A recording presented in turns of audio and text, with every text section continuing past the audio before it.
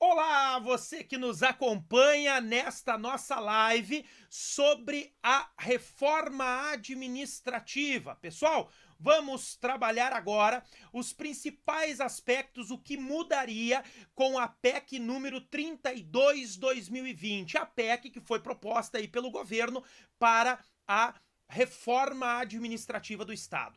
Convido a vocês que estão nos vendo aqui pelo Instagram que migrem para YouTube, porque no YouTube eu vou colocar a PEC, vamos fazer análise. Você que já está me assistindo aqui pelo YouTube, você a partir de agora vai conseguir então ver, né, a nossa PEC. Olha só, estou no cantinho para vocês a partir de agora para não atrapalhar, né? E a partir daí nós temos a PEC. Pessoal, então esta aqui é a famosa PEC da reforma administrativa. PEC número 32/2020. Então, vejam comigo, né? Ela altera disposições da administração pública e dos servidores públicos. Isso é importante que fique na mente para todos vocês. A PEC objetiva fazer uma reforma, independentemente daquilo que nós venhamos a concordar ou discordar, tá? Porque há muitos aspectos polêmicos, sem dúvida alguma. Um dos principais é a retirada da estabilidade, a retirada de algumas licenças, de algumas gratificações, né? Então, são temas efetivamente polêmicos, que muitos de vocês podem concordar, como podem discordar. Por exemplo, este professor que vos fala, sem dúvida alguma, é contra a retirada da estabilidade.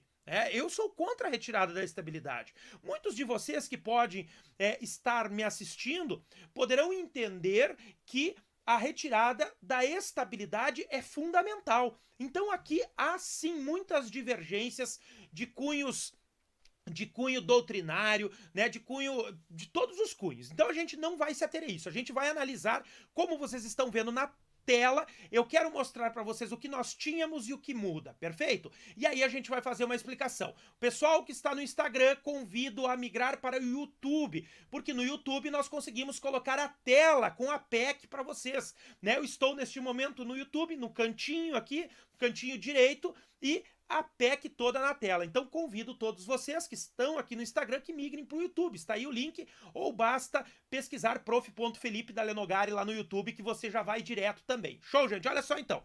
Artigo 37.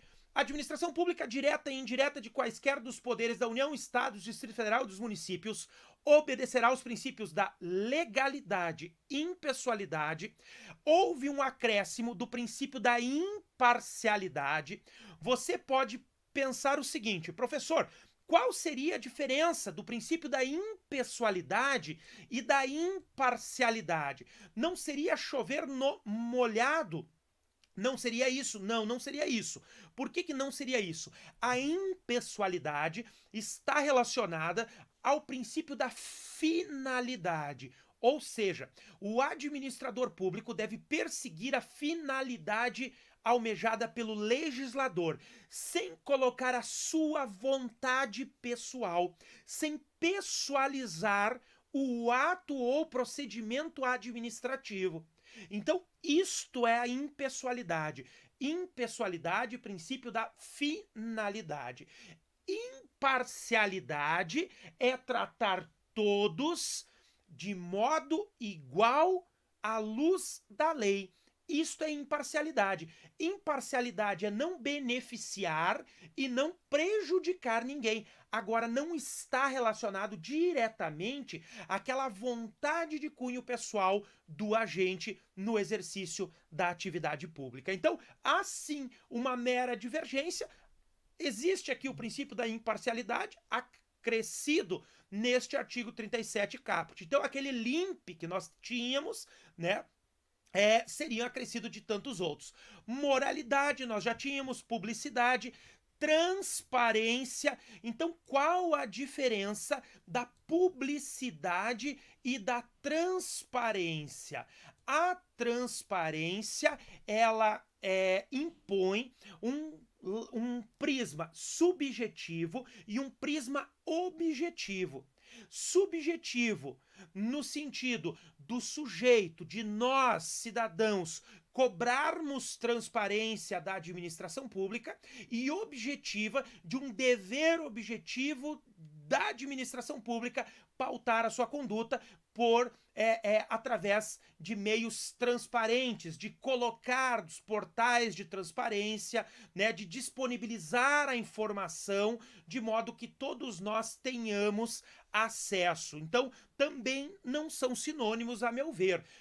Lembrando que tudo isso, sem dúvida alguma, vai ser amplamente cunhado ao longo do tempo, tanto pela doutrina quanto pela jurisprudência, vão formatar estes princípios, aqueles que nós ainda não temos, né? Inovação, veja, um outro princípio. Inovação impõe um dever objetivo à administração pública de pautar suas condutas sempre objetivando a inovação. Inovação tecnológica, inovação científica, inovação dos agentes públicos. Por exemplo, este professor que vos fala já tem um quesito de avaliação. Eu sou avaliado semestralmente ao longo dos meus 17 anos de serviço público, né? Eu tenho 17 anos de serviço público, ao longo desses 17 eu sou avaliado semestralmente, e um dos critérios de avaliação é a inovação, o quanto eu, como agente público, inovo no exercício da função. Então a inovação aqui, ela vem para pautar a conduta da administração pública e também para buscar dar um amparo para a administração pública em virtude de tudo que nós veremos logo abaixo, que são as mudanças significativas que ocorrerão aí se a PEC for aprovada tal qual está, tá? Responsabilidade, olha só, é outro princípio trazido ao caput. Bom, nós já temos o princípio da responsabilidade, temos o princípio da responsividade, né? O princípio da responsabilidade aqui, ele engloba também uma face subjetiva e objetiva. Subjetiva no momento em que nós podemos exigir dos agentes públicos que pautem as suas condutas, dentro de parâmetros de responsabilidade, e objetiva no sentido de se impor à administração pública uma atuação com responsabilidade, seja ela responsabilidade fiscal, seja ela responsabilidade legal em seu sentido amplo. Unidade, gente, isso aqui é muito importante. O que é o princípio da unidade? O princípio da unidade, ele vai basear a atuação da administração pública de modo uniforme. E nós podemos extrair deste princípio da unidade várias frentes. Primeiro, aquela bagunça que nós vimos muitas vezes na administração. A unidade, ela está muito relacionada ao próximo princípio, que é o de coordenação. O que é a ausência do princípio da unidade? É quando não há uma uniformização de entendimento. A secretaria X diz uma coisa, vem a secretaria Y diz outra totalmente diferente, um órgão diz uma coisa, o outro órgão diz outro. Então esta falta de unidade na administração da União, dos estados, do Distrito Federal e dos municípios, ela é imposta através de uma uniformização de entendimento e atuação. Então a unidade, ela busca dar justamente segurança jurídica para o agir da administração pública. Este princípio da unidade, ele poderá ser interpretado à primeira vista, como eu observo, em dois aspectos. O primeiro é dentro da própria administração pública do ente federativo, a União falar a mesma língua, o Estado, dentro da administração dele, falar a mesma língua, o Distrito Federal e os municípios. E também na atuação da administração. O que quer dizer isso? Veja comigo, quando a PEC traz unidade e coordenação, eu posso interpretar também que a atuação da administração pública como um todo deverá ser una e coordenada. E isto nós vimos Onde? Durante a pandemia do coronavírus. Muitas vezes nós reclamamos da falta de unidade entre a administração federal, estadual e municipal e da falta de coordenação das medidas por elas implementadas. Então, vejo que estes dois princípios, a unidade e a coordenação, além de virem para dar no seu quadrado, no seu âmbito, também para dar uma ideia de coordenação e unidade no âmbito de toda a administração pública, da União, dos estados, Distrito Federal e dos municípios. E digo para vocês, isto está sendo sentido na pele, né, por todos nós neste momento de pandemia, em que nós temos algumas medidas, obviamente, que o nosso estado, um estado federativo, onde há uma autonomia dos entes da federação, mas nós estamos vendo isso agora durante a pandemia, principalmente com ações descoordenadas entre União, Estados, Distrito Federal e municípios. A União fazendo de um jeito, o município de outro, o Estado, né, não se acerta com a União, não se acerta com o município. Então, estes princípios constitucionais da administração pública passam a pautar a conduta de toda a administração, tá? Unidade, coordenação, boa governança pública. Gente, olha só. No contexto europeu, existe o chamado direito fundamental à boa administração pública. Tem alguns escritos meus, e eu até estou olhando aqui na estante, aqui atrás, para ver se eu achava de cara o livrinho do professor Juarez Freitas, que é o direito fundamental à boa administração pública. Lá na Europa, nós já temos o direito fundamental à boa administração pública. Dentre os direitos fundamentais, e eu estou olhando aqui para ver se eu acho o livrinho, mas ele deve estar para trás aqui em algum lugar, dentre os direitos fundamentais do cidadão europeu. Há muito tempo nós lutávamos por este direito fundamental à boa administração pública, tá? Pois bem, agora a PEC traz no seu caput o princípio a boa governança pública, que se aproxima sim, né, ao princípio da boa administração pública. A doutrina, principalmente a doutrina espanhola, ela traz uma pequena diferença entre os princípios da boa administração pública, da boa a governança pública. O professor Jaime Aranha trabalha muito isso, tá? E aqui nós teremos, então, se aprovado, a inserção do princípio a boa governança pública, que impõe uma face objetiva para que a administração pública sempre paute suas ações, objetivando o máximo as ações de boa administração. Deixa eu ver se eu acho aqui, né? Deixa eu ver, eu puxei aqui, eu queria mostrar para vocês esse livrinho do professor Juarez Freitas, deve estar aqui atrás, né? É legal mostrar porque é um livro que trabalha muito bem isso. Aqui onde está o livrinho do professor Juarez Freitas, o direito fundamental à boa administração pública.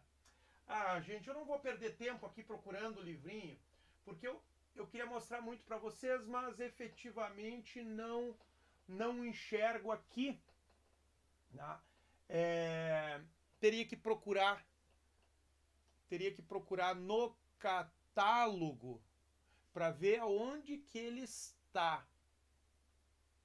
Tá, não vou perder tempo com isso, mas eu indico para vocês um livrinho muito bacana, um livrinho não tão extenso, tá? Um livrinho do professor Juarez Freitas. É um livrinho que trabalha exatamente essa concepção de direito fundamental à boa administração pública.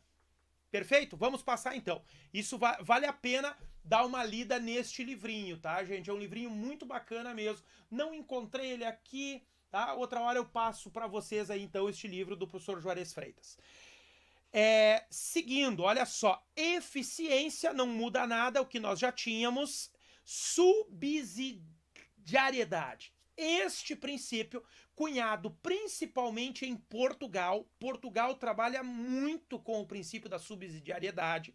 Lá nós temos a noção das autarquias locais, que funcionam como espécies de municípios, eles não têm a autonomia política como nós temos aqui na mão dos municípios. Né? Lá nós temos as autarquias, eles trabalham muito com a subsidiariedade, o princípio da subsidiariedade. Nós podemos trabalhar com dois prismas do princípio da subsidiariedade. Um prisma referente à subsidiariedade entre Estado e sociedade, ou seja, uma ampliação da atuação da sociedade e o Estado agindo subsidiariamente neste plano, ou seja, somente naquilo em que a sociedade não puder resolver sozinha os seus problemas, apenas naqueles problemas em que houver a necessidade efetiva de atuação e intervenção do Estado, e em um segundo momento, entre os entes federativos, ou seja, a maior parte dos problemas sendo resolvidos no âmbito local, ou seja, no município, aquilo que houver uma média complexidade no âmbito dos estados e aquilo em que houver ampla complexibilidade no âmbito da União. Então seria esta ideia, essas duas faces do princípio da subsidiariedade. Nós tivemos durante muito tempo muitos doutrinadores defendendo que no sistema brasileiro não havia aplicabilidade do princípio da subsidiariedade pelo sistema federativo brasileiro. Bom, veremos, né, como a doutrina vai se comportar a partir de agora, como temos muita gente que há muito tempo defende, né, a aplicação deste princípio da subsidiariedade, sim. Perfeito, gente? Então, temos estes princípios. O que muda é este acréscimo, né, destes novos princípios, podemos dizer assim. A doutrina vai passar a cunhar, teremos muitas discussões e eles vão passar a balizar a atuação da administração pública. Bom, vamos entrar numa parte bem complexa, numa parte daquelas que dá muita briga a partir de agora, gente, que é a parte dos cargos públicos. A parte dos cargos públicos. Aqui sim, pessoal, vocês que estão aqui no Instagram, volto a fazer o convite a migrarem para o YouTube. Por que migrarem para o YouTube? Porque no YouTube eu estou com a PEC na tela. Vou a partir de agora fazer o comparativo entre a Constituição e a PEC, a Constituição e a PEC. Basta procurar por prof.Felipe Dalenogari ou aqui nos meus stories. Já tem ali o meu último story, tem o link, só arrastar para cima que vai direto pro vídeo, tá? Vamos para lá então. Você que está aqui no YouTube consegue ver a tela, então veja o que muda. Olha só, vamos para o nosso artigo 37 da Constituição Federal. O atual. Perfeito? Nosso princípio atual, o nosso artigo, me desculpe, atual 37. Para a gente mostrar aqui, né, enquanto eu mostro para vocês, deixa eu colocar aqui na minha telinha. Consigo mostrar aqui para vocês, enquanto eu venho aqui no nosso artigo 37, porque a gente vai conseguir fazer o acompanhamento do que vai mudar, gente. Isso vai implicar em muita coisa, principalmente aos concurseiros. Adianto, olha só, esta PEC e a reforma administrativa do Estado, ela tem uma visão liberal. Uma visão liberal. E o que é a visão liberal? Um enxugamento do Estado. Isso nós já vimos presente na reforma da Previdência, tá? Vimos na reforma da Previdência. E aqui vocês verão, nós temos alguns instrumentos que vão possibilitar, inclusive, uma chamada terceirização das atividades do Estado. E logo eu vou mostrar para vocês. Olha só. O inciso 1. Os cargos, empregos e funções públicas são acessíveis aos brasileiros que preenchem os requisitos estabelecidos em lei, assim como os estrangeiros na forma da lei. O que nós temos na PEC? Olha só. Os cargos, os vínculos e os empregos públicos, veja, os cargos, os vínculos e os empregos públicos são acessíveis aos brasileiros que preenchem os requisitos estabelecidos em lei, assim como os estrangeiros na forma da lei. Nada muda, traz a noção de vínculo. Por que a noção de vínculo? Olha aqui, ó. Nós tínhamos a noção de função. Vínculo é muito mais abrangente que função. Nós percebemos isso principalmente quando estudamos a lei de improbidade administrativa. Eu digo para vocês o seguinte, que lá é considerado agente público para fins da lei de improbidade administrativa, inclusive aquele que tiver um vínculo verbal com a administração pública. Então, função tem um caráter muito mais formal. Digo para vocês, há muitos que trazem o conceito de que não existe função sem cargo. A função decorre do exercício do cargo. Então, para ter uma função, deveria ter um cargo. Então, por isso que se altera este conceito, trazendo aqui a ideia de vínculo. Vínculo, e nós veremos aqui logo abaixo os vínculos, tá? 2. Aqui nós vamos ter o 2, o 2A e o 2B. Aqui muda muito a figurinha. Olha só. Inciso 2. A investidura em emprego público depende da aprovação em concurso público de provas ou de provas e títulos na forma da lei. Tirou, desassociou o cargo e o emprego. Emprego público, tá? 2A. A investidura em cargo com vínculo por prazo indeterminado, olha só, de vínculo indeterminado, depende, na forma da lei, de aprovação em concurso público com as seguintes etapas. Vejam as etapas. Nós vamos ter aqui, gente, o cargo por prazo indeterminado e o chamado cargo típico de Estado. Lei complementar vai definir os critérios e os entes da federação, através de suas leis, vão definir quais são os cargos típicos de Estado. Pergunto para vocês, conseguiram enxergar o tamanho da politicagem que definirá quais são os cargos típicos de Estado? Gente, isso é um conceito jurídico indeterminado. Nós não temos e nunca tivemos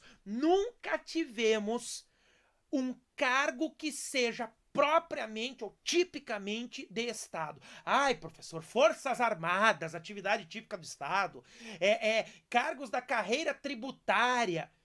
Por que o professor da educação pública não é? Pergunto para vocês, ele não é? Um profissional da área de saúde, educação, segurança pública, não é dever do Estado? E aí, é um cargo típico de Estado ou não é?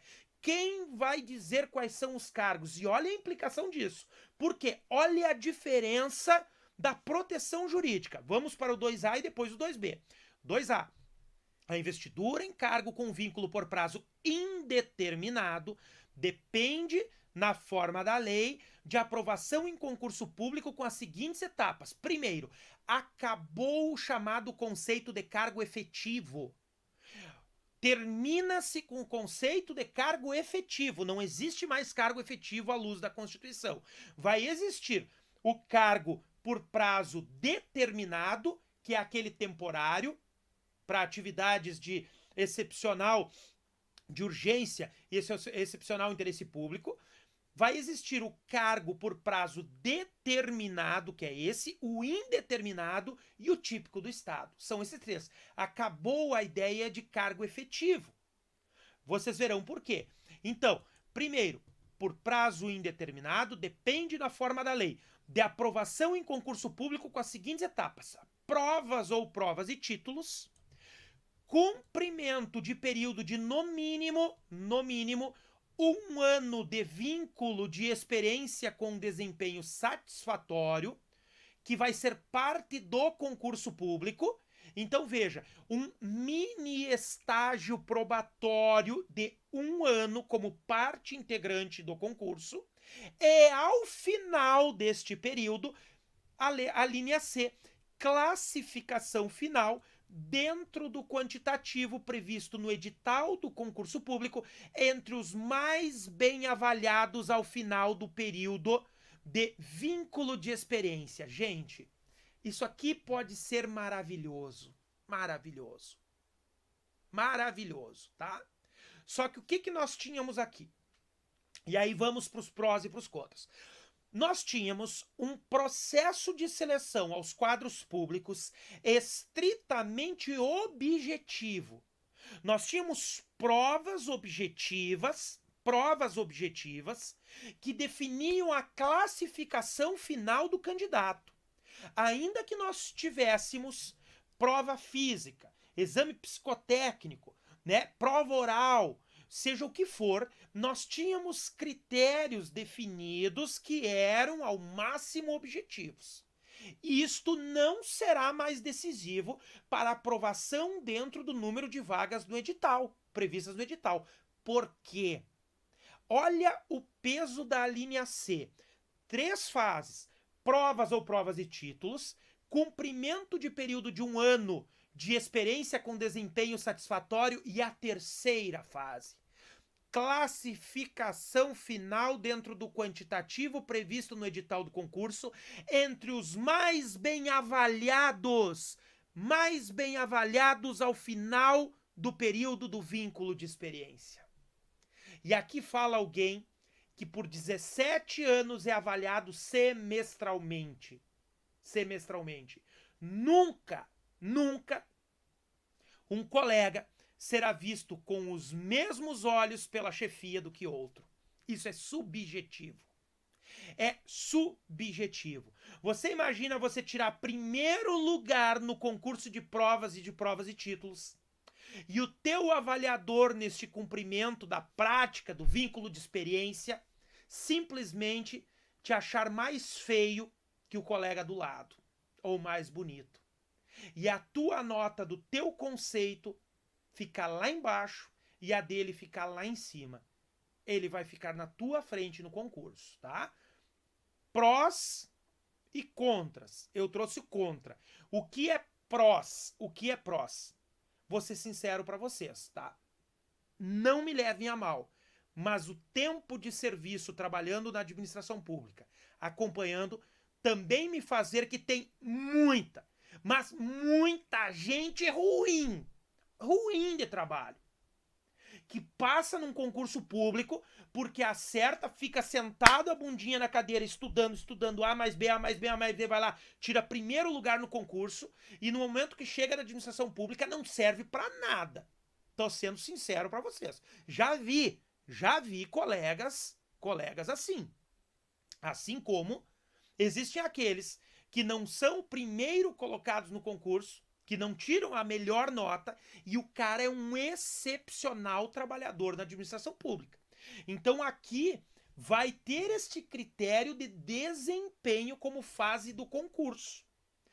Tem o contra, que dá um subjetivismo muito grande para a administração pública, ao definir, né, muitas vezes aquele cara aquilo que é meritocracia vai ter que ser definido. Tá, mas o que é a meritocracia?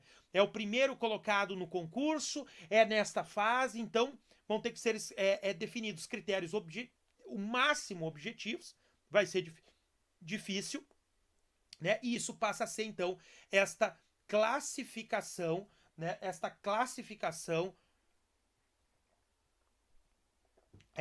Presente então, né, dentro da aprovação. Também me faz permitir o seguinte: olhem que interessante. Por quê?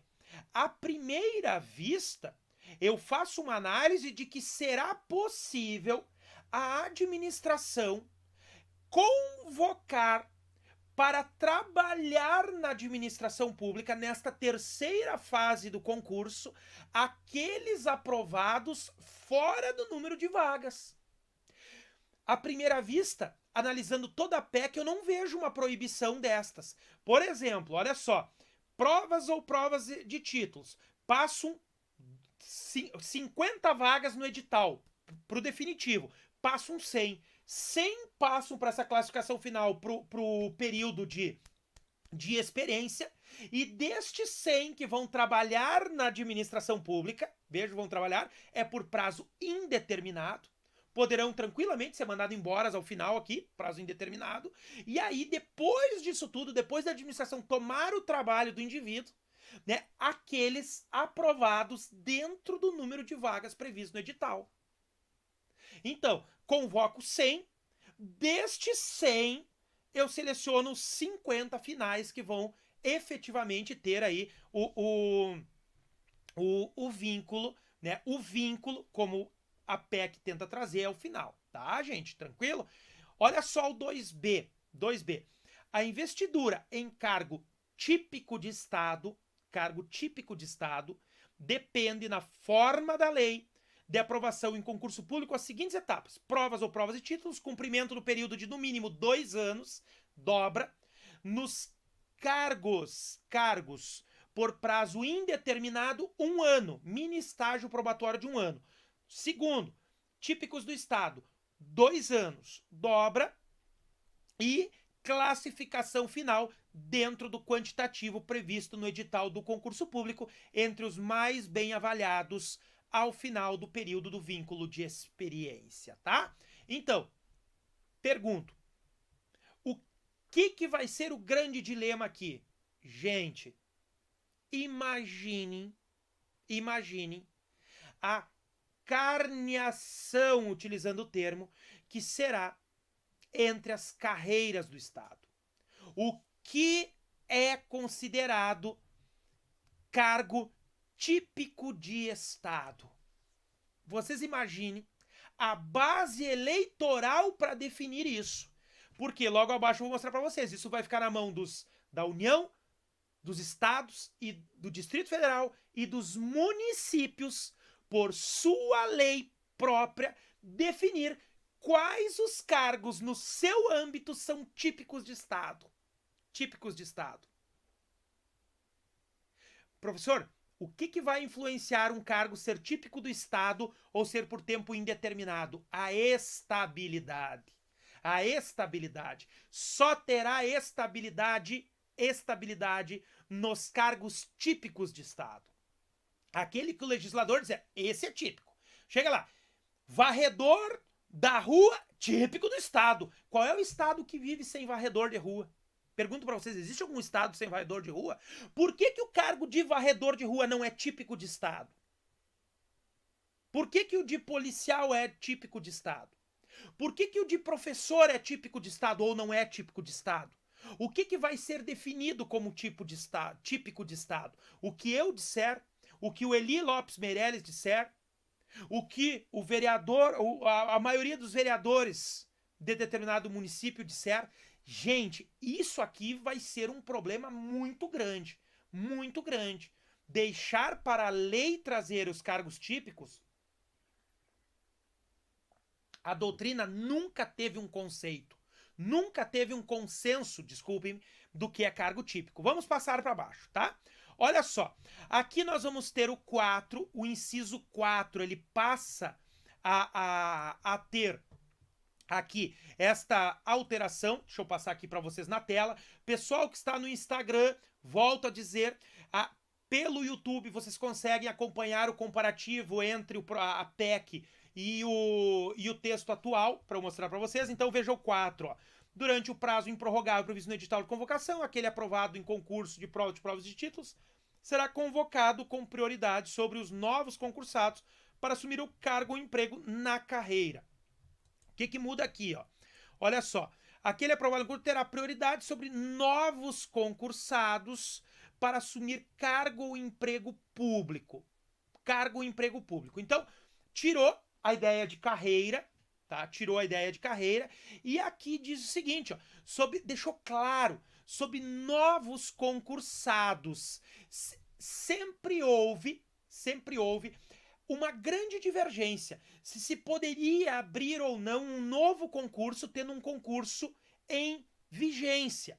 Na União, a 8.112 veda expressamente, mas os estados e os municípios, tranquilamente, se não tivessem nos seus estatutos próprios, poderiam abrir novos concursos, mesmo com concurso em vigência. Agora, o inciso 4 deixa claro, pode abrir um novo concurso mesmo tendo um, né, e no prazo já prorrogado, prazo improrrogável. A diferença é que terão prioridade sobre novos concursados, ou seja, não poderá haver a preterição. Não poderá haver a preterição. Ou seja, o cara aprovado com nota 5 bola vai ter direito a ser nomeado antes do cara aprovado com 10 bola-bola no segundo concurso, sem dúvida alguma. Tá? O cara lá da rabeira pegou aquela lista até o 5 bola-bola. Vai ser nomeado antes, tá? Vai ser aí tranquilamente. Gente, traz um novo conceito. Olha só o inciso 5 atual. Termina com a ideia de função de confiança e cargo em comissão. Termina. Por quê? As funções de confiança exercidas exclusivamente por servidores ocupantes de cargo efetivo. Vejam comigo. Primeiro ponto. Função de confiança era só por ocupante de cargo efetivo. Um CC nunca poderia ocupar uma função de confiança. Perfeito? Nunca, jamais, tá?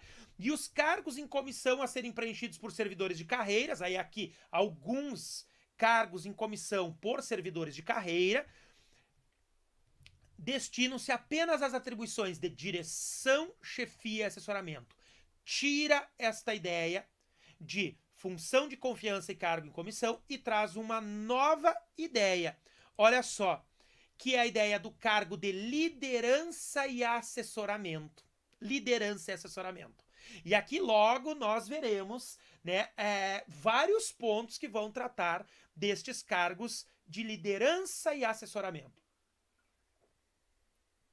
E não tenham dúvida, vai pagar e vai pagar muito bem. O cara que conseguir um cargo de liderança e assessoramento vai receber muito bem. Essa era a ideia.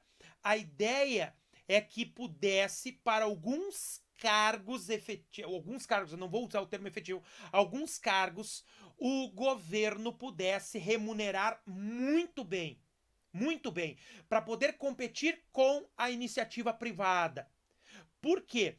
Para alguns pontos, havia necessidade desse pagamento. Então, o cargo de liderança e assessoramento, enquanto a ideia é achatar a burocracia, tá? O que é a burocracia? A burocracia são os servidores, os efetivos, aqueles que labutam, aquele que faz o concurso público, aquele que recebe a miséria. Esse tem que achatar.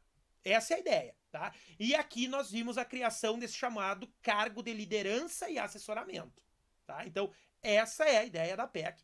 Vamos ver logo abaixo que eu vou mostrar isso para vocês, tá?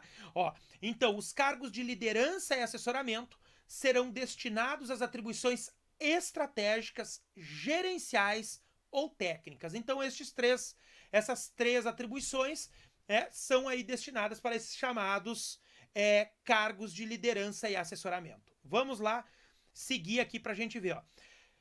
Muda a ideia, traz uma ideia nova da cumulação de cargos públicos, tá? O inciso 16, olha só, é vedada a realização de qualquer outra atividade remunerada.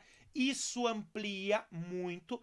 Eu sempre gostei de explicar o seguinte: a vedação constitucional, salvo disposições estatutárias, proibiam o servidor público de cumular um outro cargo público.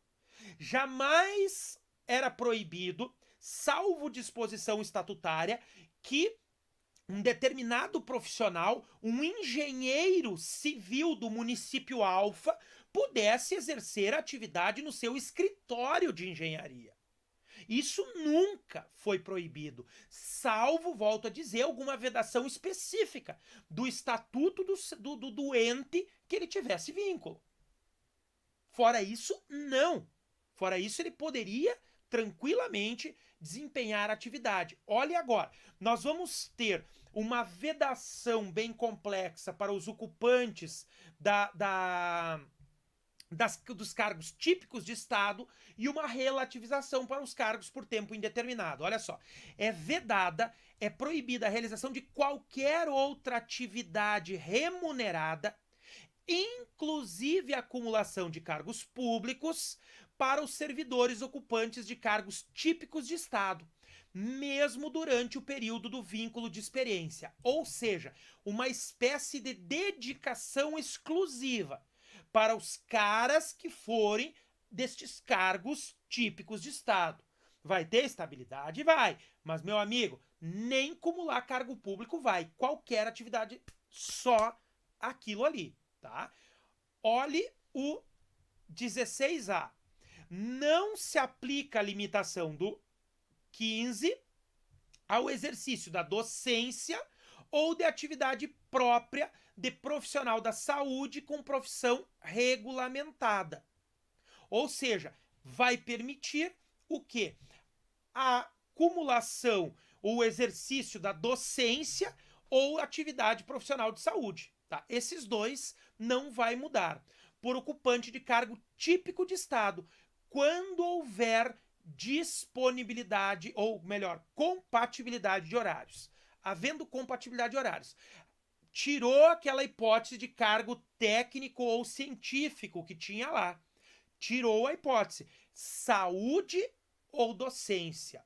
Ponto final. Isto é possível que o cara continue a ocupar. Isso aqui, inclusive, é ampliado para as Forças Armadas aqui, lá para o 142, uma alteração, uma inovação, né? Os membros das Forças Armadas já esperavam há muito tempo isso, muito tempo mesmo, e trouxe agora, né, para as carreiras típicas e para as Forças Armadas.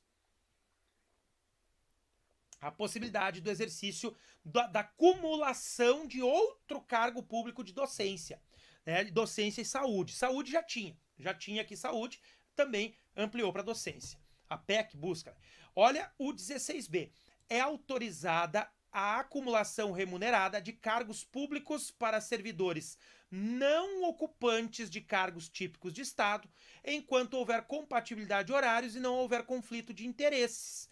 Então aqui vai poder acumular a acumulação remunerada de cargos públicos para aqueles que não forem das carreiras típicas do Estado. Tá? Que não for, o que a lei não definir como típica de Estado é o cara que não tem estabilidade, o cara que tá F, 3 pontinhos mesmo. Então esse cara aqui pode, deixa o cara acumular mesmo. Então vai ter essa possibilidade aqui, tá? O 23. Pessoal que está no Instagram, volto a dizer, né? Estou também transmitindo pelo YouTube, então eu estou fazendo a leitura. O pessoal que está no YouTube pode acompanhar na tela. Então, se você quiser migrar para o YouTube, migra para o YouTube, está aí fixado o comentário onde tem o link aí, fica melhor para vocês compreenderem, tá? Isto aqui, gente, nós vamos enfrentar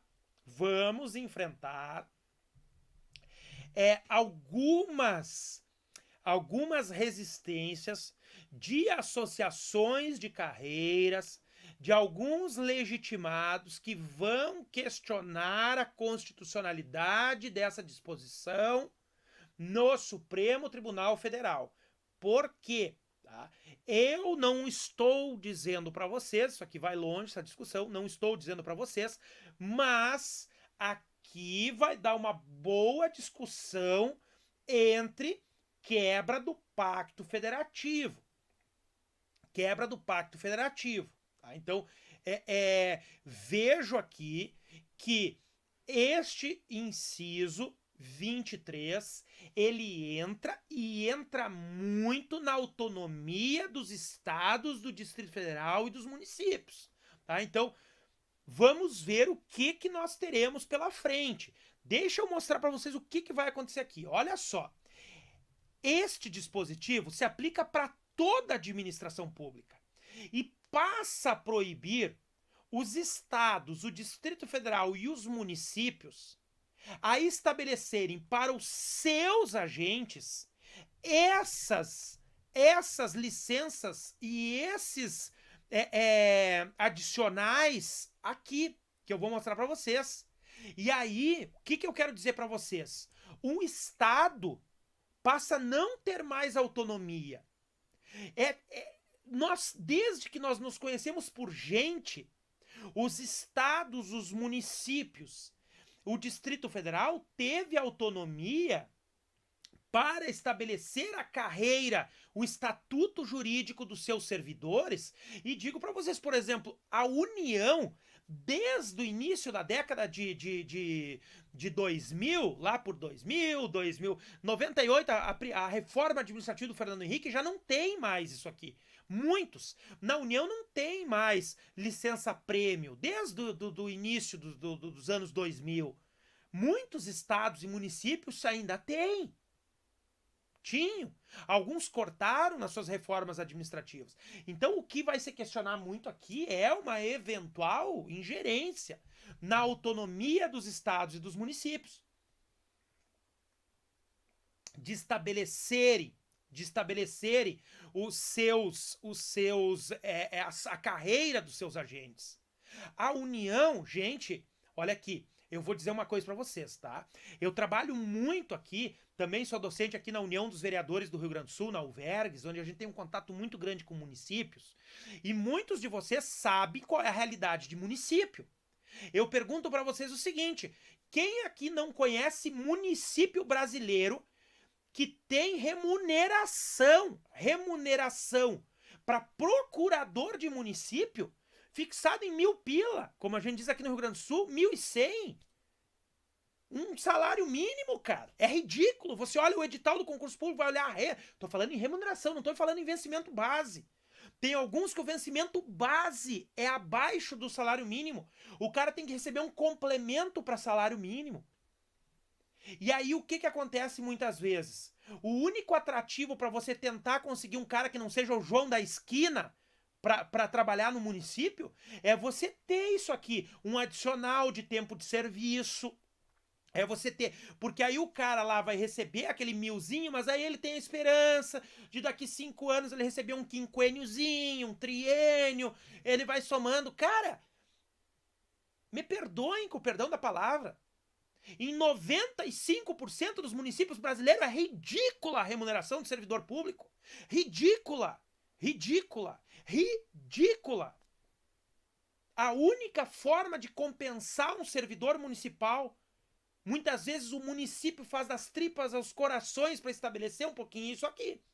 E aí a União pensa no todo, óbvio, pagar um auditor da Receita Federal, pagar um agente, um analista de um ministério, a União, claro, vai ver o vencimento. Agora vai para um municípiozinho de 5, 6 mil habitantes, quanto ele pode pagar lá.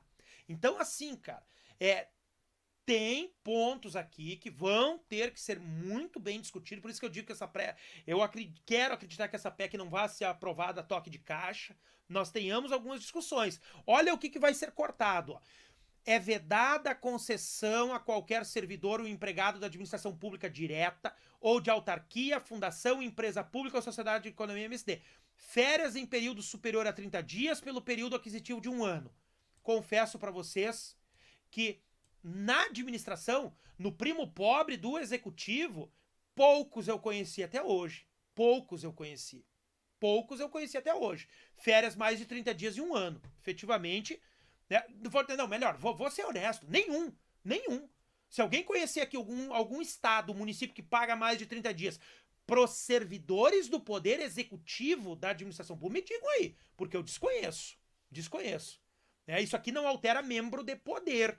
Isso aqui não altera nada para membro de poder legislativo, para membro de poder judiciário, para Ministério Público, Defensoria Pública, Tribunal de Contas. Isso aqui não altera nada. Isso aqui altera para o primo pobre, para o executivo e os servidores concursados dos poderes, sim, tá? Os servidores concursados dos poderes, sim. O cara que faz concurso público lá pro MP, né? Que faz concurso público lá pra defensoria, não para ser membro.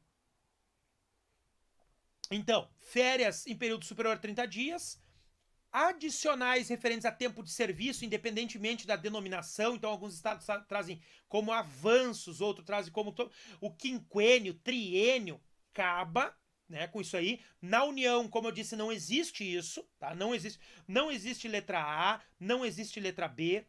Em alguns estados ainda tem, outros não tinham, em alguns municípios tem, outros não tinham. C. Aumento de remuneração ou parcelas indenizatórias com efeitos retroativos, tá? Isso aqui já vi em alguns casos, não é muito comum, mas passa a vedar, estabelecer com efeito retroativo lá, não tem mais, é a partir daquilo que for para frente. Licença prêmio, licença assiduidade ou outra licença decorrente de tempo de serviço, independentemente da denominação adotada. ressalvada dentro dos limites da lei, licença para fins de capacitação. Isso aqui eu já perdi desde 2001, para mim já não existe nada disso aqui. Minha esposa tem, né, tinha aqui a licença assiduidade dela, a cada 5 anos, 3 meses. Eu perdi de fazer um doutorado sanduíche no exterior, porque eu não tenho isso aqui, não tenho nem licença para fins de capacitação, né? Então aqui, muito tempo, os servidores civis da União já tinham a licença para capacitação, foi a alteração da licença prêmio, continua tendo normal. Estados, municípios que tem, corta geral, né? Não pode ter. Redução de jornada sem a correspondente redução de remuneração, exceto se decorrente de limitação de saúde, conforme previsto em lei. Isso nós já temos na grande parte dos estatutos, filhos, né, servidor que tem filho com necessidades especiais, tem direito a trabalhar meia jornada sem redução da remuneração. Então aqui o que corta é redução de jornada sem a correspondente remuneração da remuneração. Por exemplo, pandemia do coronavírus, tá? Pandemia do coronavírus. Servidor vai para casa, corta o salário do cara. Não, mas eu tô aqui, eu quero trabalhar, estou aqui disponível. Corta o salário do cara, vai para casa.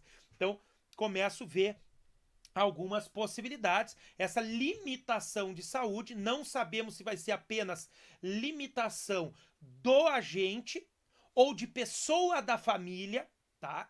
A lei vai dizer isso. E aí nós teremos lei dos entes, para dizer. Então, vejo aqui também algum problema. Aposentadoria compulsória com modalidade de punição, falando bem sério para vocês. Isso aqui, no executivo, eu não conheci nenhuma.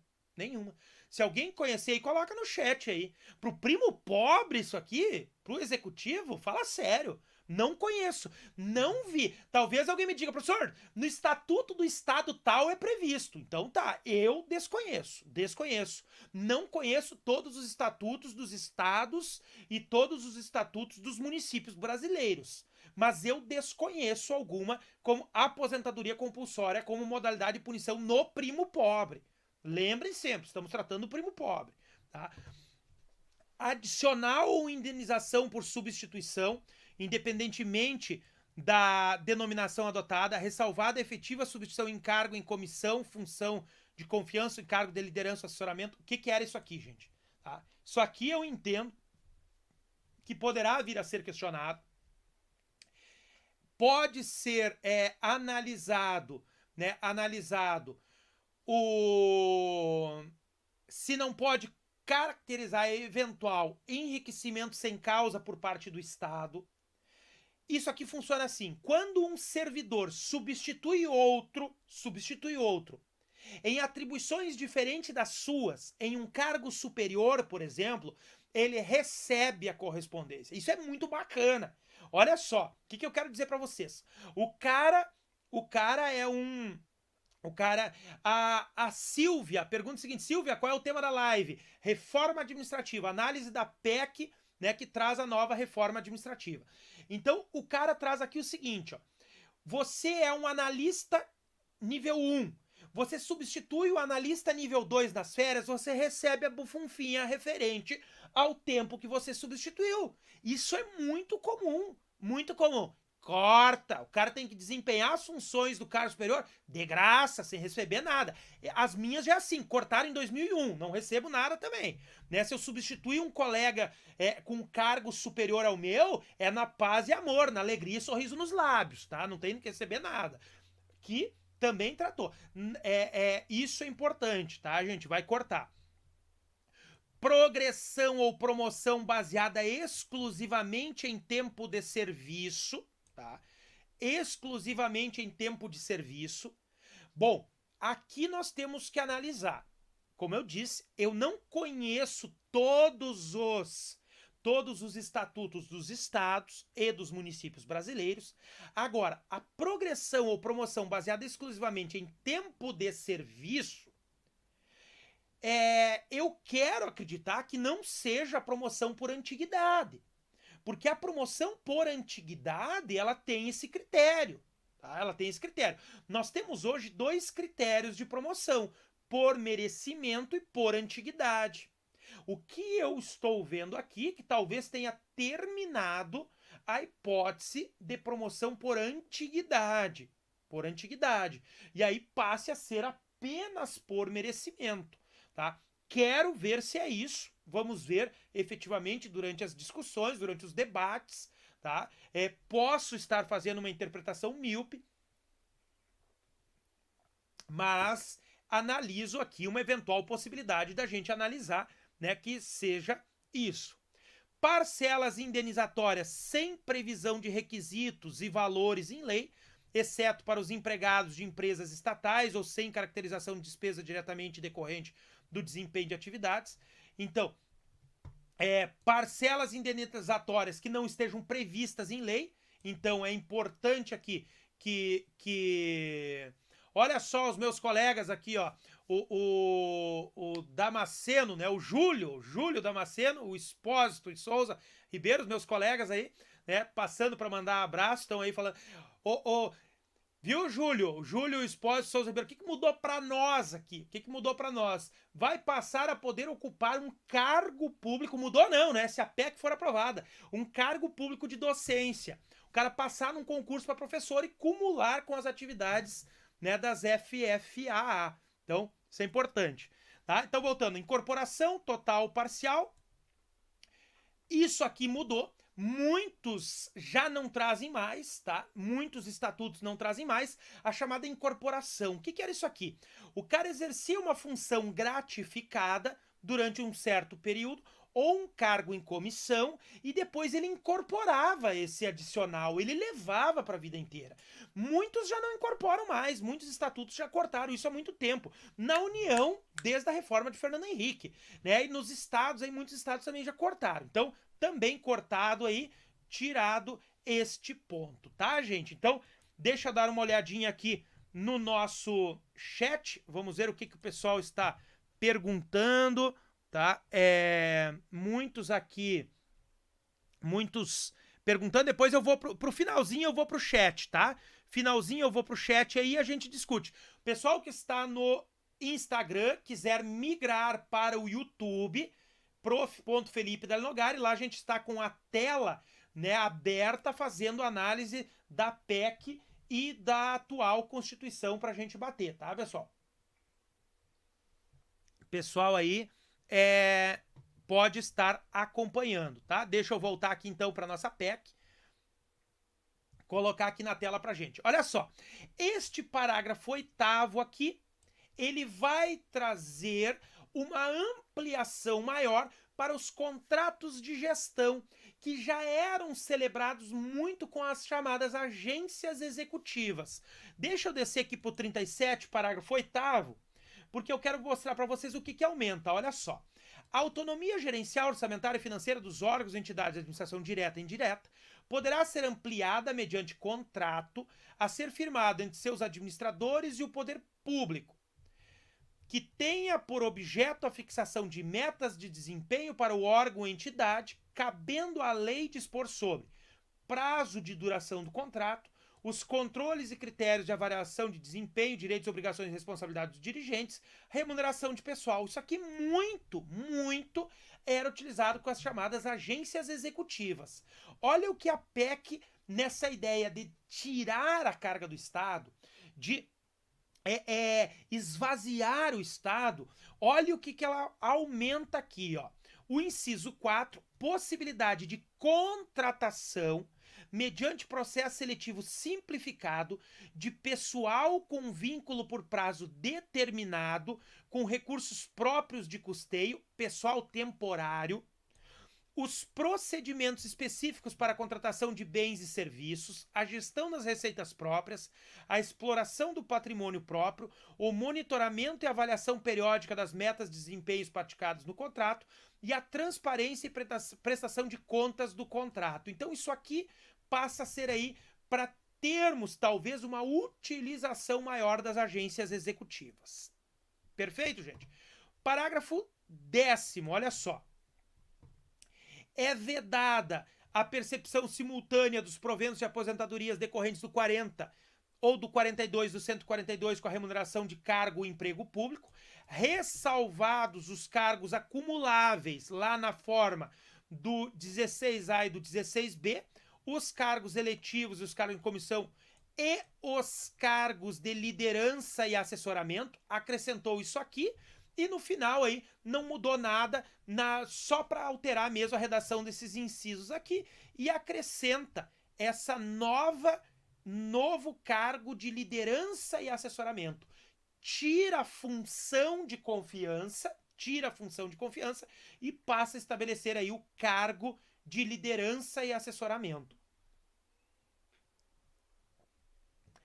Os afastamentos e as licenças do servidor não poderão ser considerados para fim de percepção de remuneração de cargo em comissão ou de liderança e assessoramento, função de confiança, gratificação de exercício, bônus, honorários e parcelas indenizatórias, tá? Isso aqui é função de confiança, cargo em comissão, é para os que já exerciam aqui na transição, a gente vai ver isso, tá?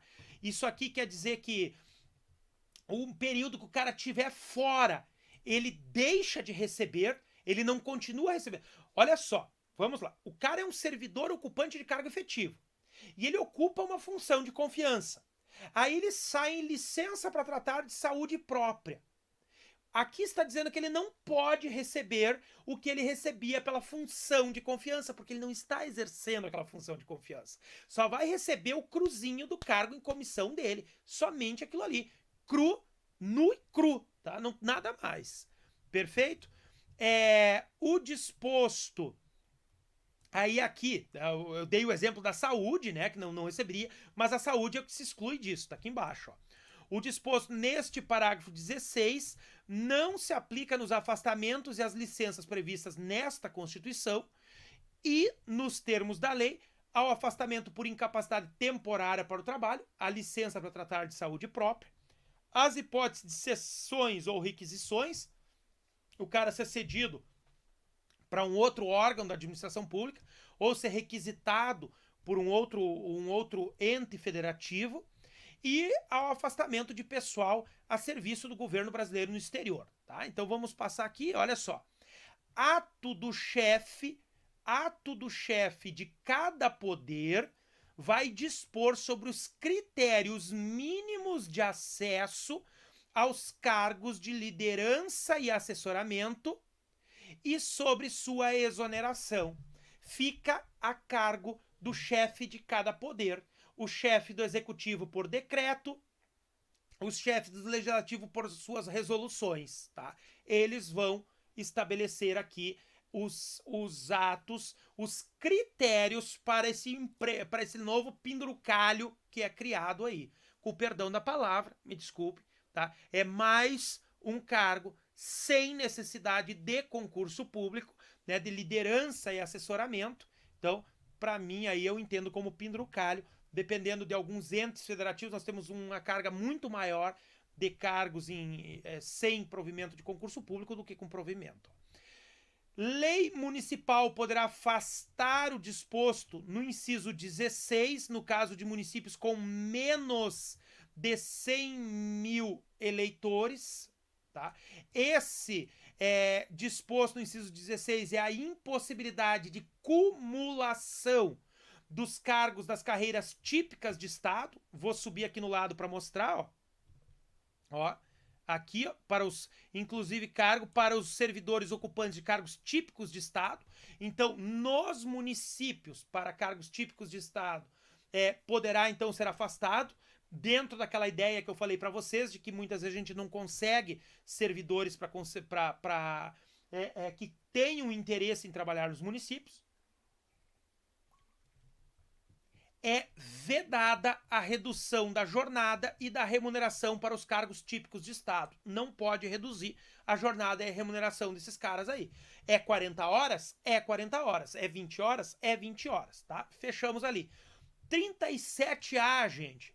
Vou acelerar para não espantar todos vocês aí. Olha só, 37A.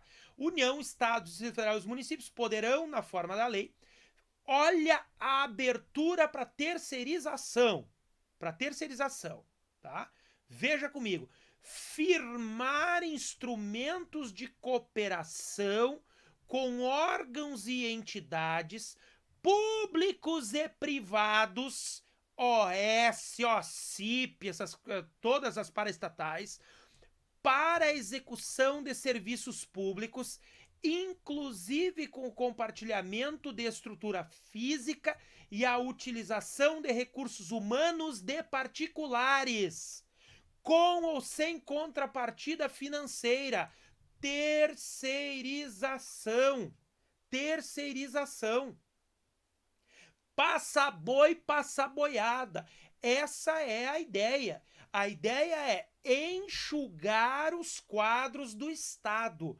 Este 37A vai permitir, por exemplo, que o município celebre um instrumento de cooperação com uma entidade privada, com órgãos e entidades públicos e privados para a execução de serviços públicos, inclusive com o compartilhamento de estrutura física e a utilização de recursos humanos de particulares.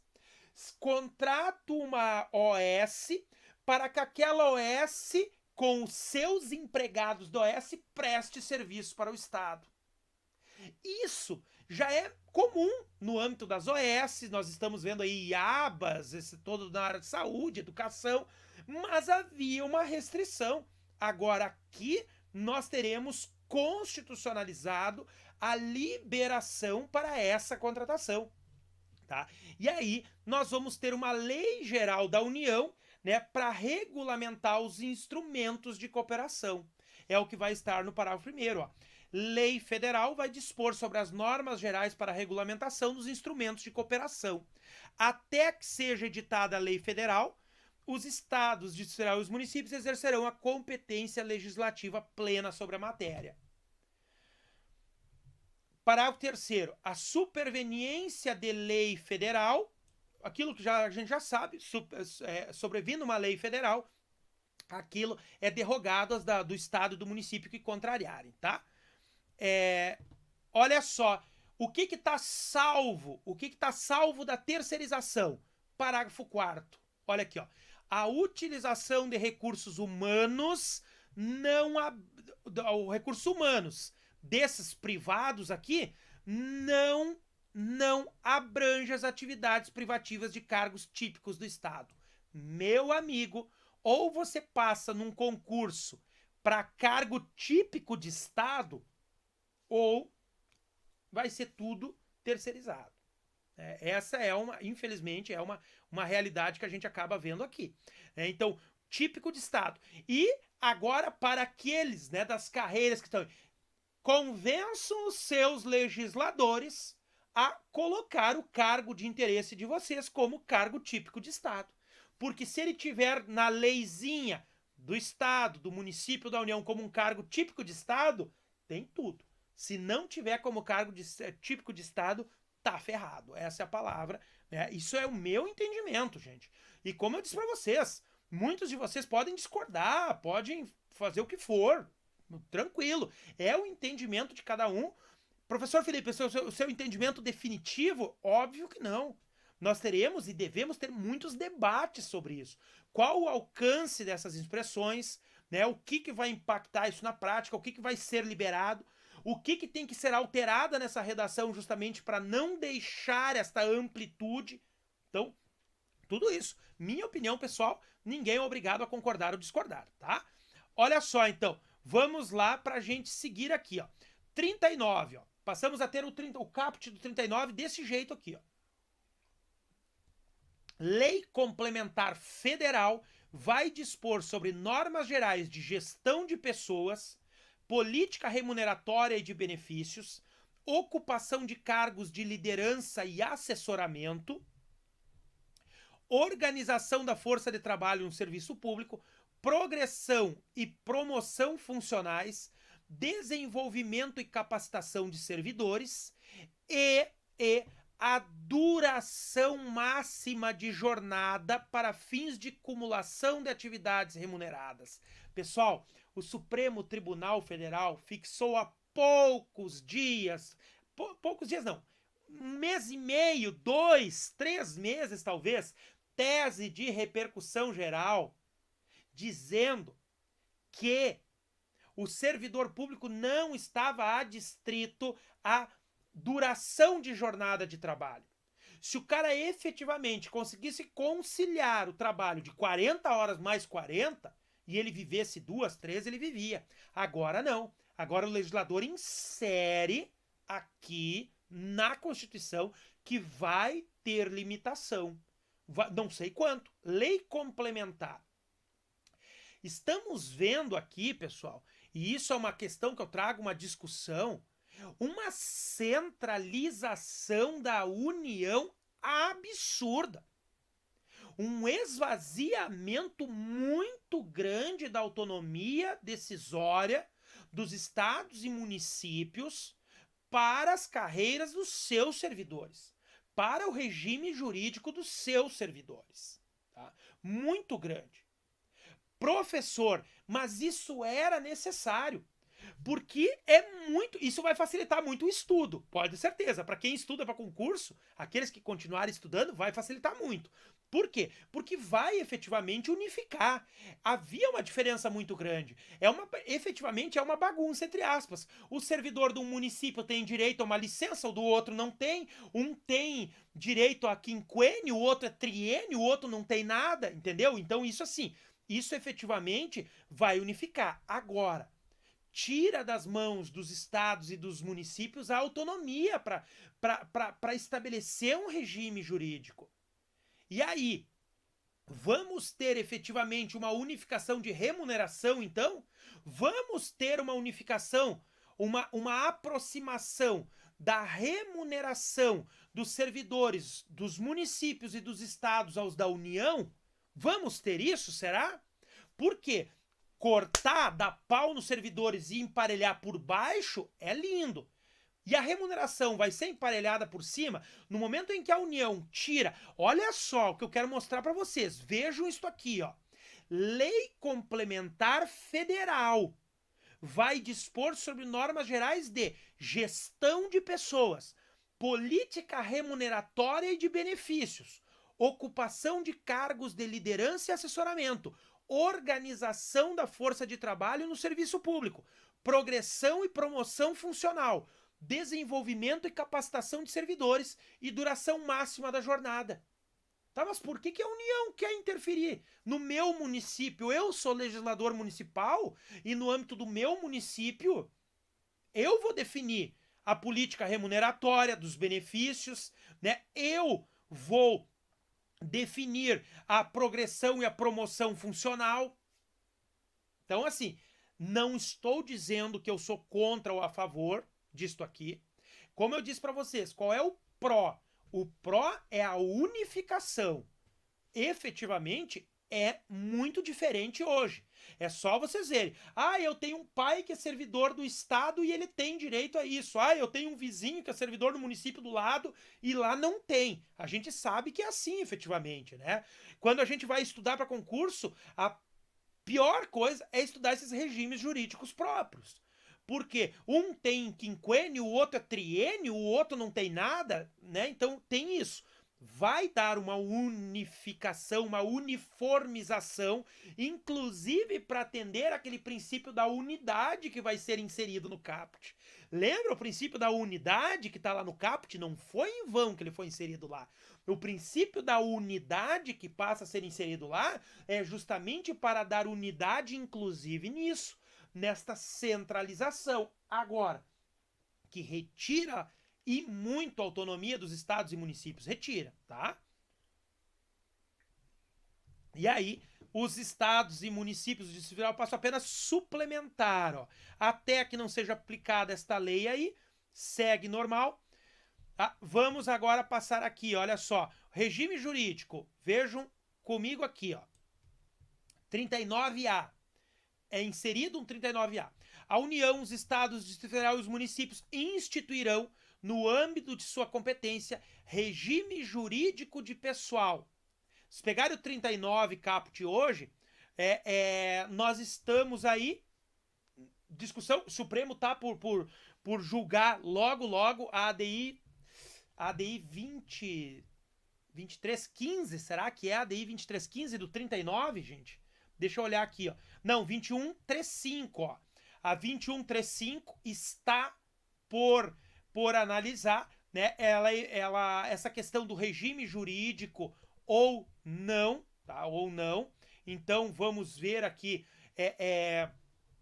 como vai ocorrer. O que vai ter aqui? Olha, o que vai ter esse regime jurídico de pessoal, ó. O que tem que ter o regime jurídico dos servidores? Vínculo de experiência como etapa de concurso público, aquele 1 ano ou 2 anos, 1 ano para o cargo por tempo indeterminado e 2 anos do típico de estado. Vínculo por prazo determinado, aqueles para cargo temporário, a gente já vai ver isso. Cargo com vínculo por prazo indeterminado, cargo típico de estado e cargo de liderança e assessoramento. Estes aqui passam a ser, ó, vínculo de experiência como etapa de concurso, por isso que tem o vínculo trazido e não mais função, vínculo por prazo determinado, e aqui os nossos novos 3 cargos, ó. Cargo com vínculo por prazo indeterminado, que é os comuns do povo, né? Os normais da administração, que vão ser aqueles normais lá, que não vão ter toda a proteção. Cargo típico do Estado, que vão ser os poderosos que vão conseguir colocar a sua carreira como um cargo típico de Estado. Lobby político, né? Quebra, vocês vão ver isso aqui, gente. Eu não tô. Vai ser aquela quebração de pau no verbo que eu quero dizer, para conseguir os sindicatos, as categorias colocando lá. Reza a lenda, eu tinha 3 anos de idade, que em 82 anos de idade, que lá em 87, quando passou a se escrever a Constituição, né, Brasília virou um acampamento, um largo campal onde se iam índios, empregadas domésticas, todo mundo, cada um querendo colocar um artiguinho na Constituição, defendendo o seu interesse, a sua classe. Aqui nós veremos isso. As classes tentando definir as suas carreiras como típicas de Estado. Vamos ver isso. Porque o que vai definir o que é um cargo típico de Estado ou não, né, vai ser a lei. Vou mostrar agora para vocês. Olha aqui, ó. Veja comigo, ó. Os critérios para definição de cargos típicos de Estado serão estabelecidos em lei complementar federal. Os critérios. Logo vou mostrar. A lei de cada ente vai definir quais os cargos serão. Os critérios vai ter uma lei complementar federal definindo. Vamos seguindo, ó. Os servidores públicos com vínculo de que trata o inciso 2 serão admitidos na forma da lei para atender a, os do vínculo por prazo determinado. 2. Necessidade temporária decorrente de calamidade, de emergência, atividades, projetos de necessidade de caráter temporário, atividades ou procedimentos sob demanda. Então aqui são aqueles empregos temporários, perfeito? Temporário. Parágrafo 3º, ó. O disposto no artigo 2º aplica-se à contratação de empregados públicos temporários nas empresas públicas nas sociedades de economia mista. Vamos seguir, ó.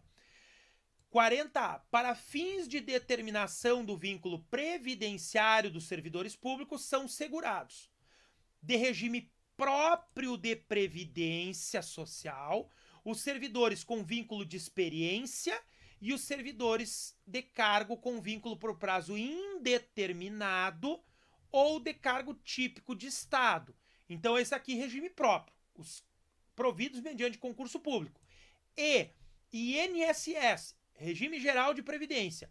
Os agentes públicos a que se refere o artigo 40, parágrafo 13 da Constituição, tá? Vamos olhar que vocês vão ver os ocupantes de cargo em comissão, esses Deixa até eu abrir aqui, ó, 40, parágrafo 13, olha só. 40, passei, parágrafo 13, ó. Ó, cargo em comissão, ó, cargo em comissão, ou de outro cargo temporário, então aqui, aqueles ali, vão ser regime geral de previdência. Servidores com vínculo por prazo determinado, INSS, que é o temporário, né? Ou servidores admitidos exclusivamente para cargo de liderança e assessoramento. Então, aqui, né, o cargo de liderança e assessoramento, que passa a ser aí o novo CC, aqui passa a ser, então, o servidor, o regime do INSS para fins previdenciários. Pessoal que está no Instagram, quiser migrar para o YouTube, no YouTube a gente está com a tela aberta, fazendo a comparação da PEC com o texto atual da Constituição. Tá? Estabilidade. Já estamos chegando no finalzinho da PEC. Tudo isso aqui é atrás da exposição de motivos. A PEC ela não é tão grande assim, tá? Já estamos chegando no finalzinho dela. Olha o artigo 41 agora. Adquire a estabilidade o servidor que, após o término do vínculo de experiência, então o estágio probatório era de 3 anos, tá? Era de 3 anos. Agora a gente vai ver o tempo que vai ficar lá para poder adquirir estabilidade, tá? Ó, adquire a estabilidade o servidor que, após o término do vínculo de experiência, 1 ou 2 anos, permanecer por 1 ano em efetivo exercício em cargo típico do Estado. Cargo típico do Estado, com desempenho satisfatório na forma da lei. Somente estabilidade para o servidor que for ocupante de cargo típico de Estado. Aí vai dar os 3 anos atuais do estágio probatório. 2 anos lá do período de experiência, mais 1 ano depois. 1 ano depois, fecha os 3, estabiliza o servidor ocupante de cargo típico de Estado. E aí, já começaram a rezar pro cargo de vocês ser considerado um cargo típico de Estado? Olha só. O servidor público estável, ocupante de cargo típico de Estado, só perderá o cargo.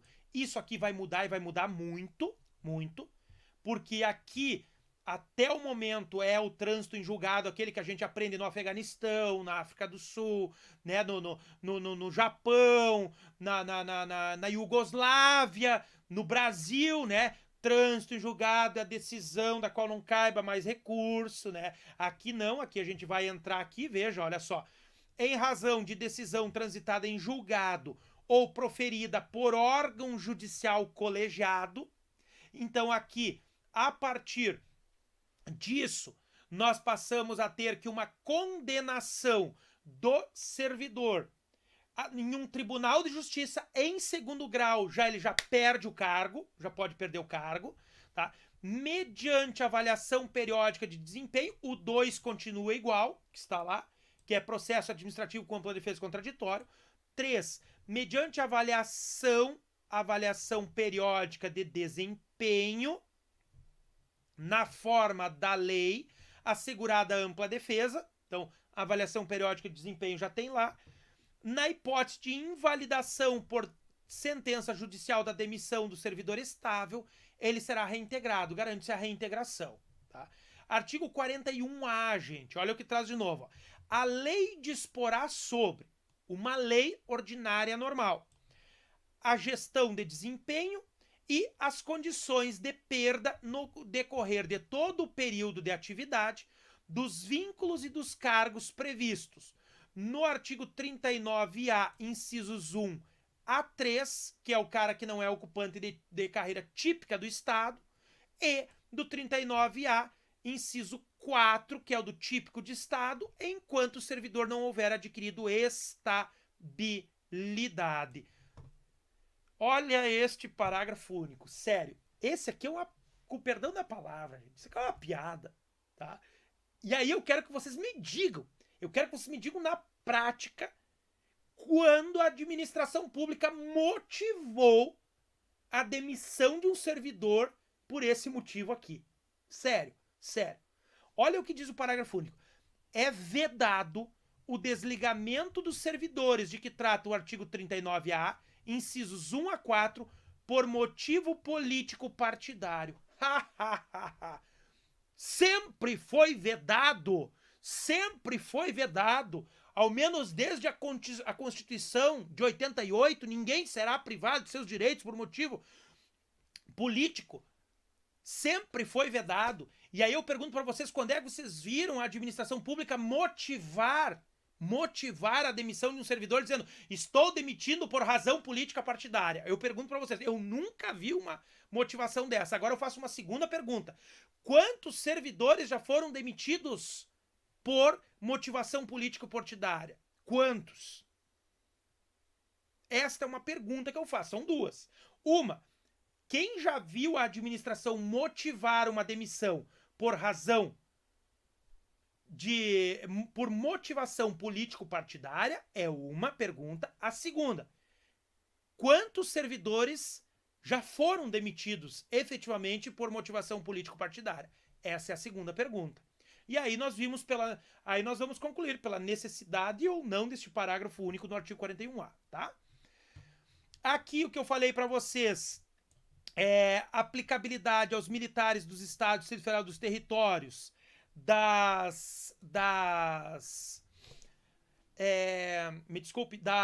possibilidade de desempenho de atividade de saúde e magistério, tá? Saúde e magistério. O artigo 48 vai trazer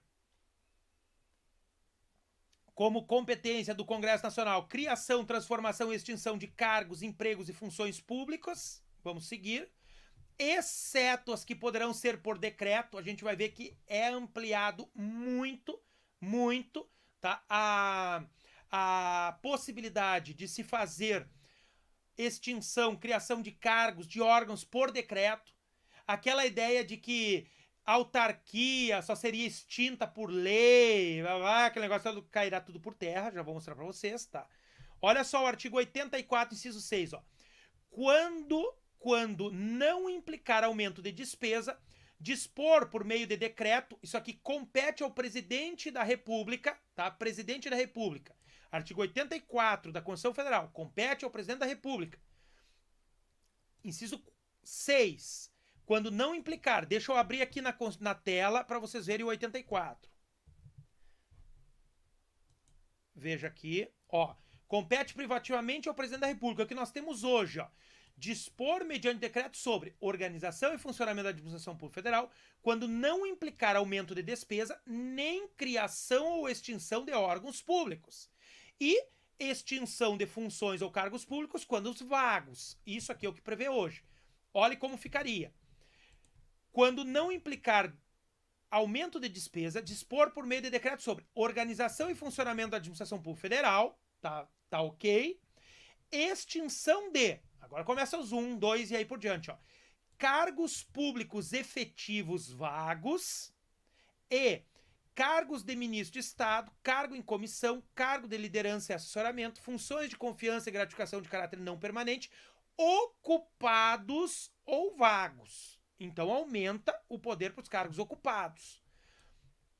C.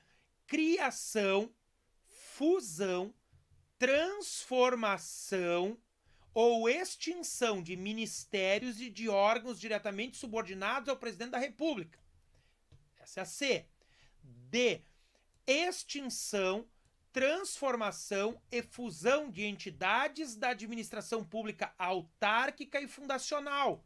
Ou seja, antes dependia a transformação e a extinção de uma autarquia ou de uma fundação somente por lei. Agora poderá ser por decreto, poderá extinguir por decreto e não mais por lei, tá?